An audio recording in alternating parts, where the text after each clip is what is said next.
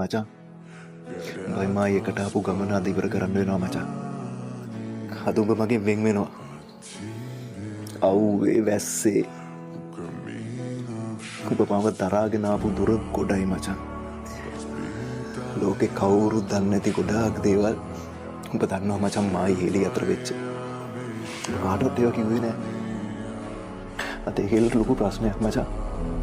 උඹට විතරයි මේ ප්‍රශ්නේ විසඳන්න මට උදව් කරන්න පුළුවන්. මට උදව් කරා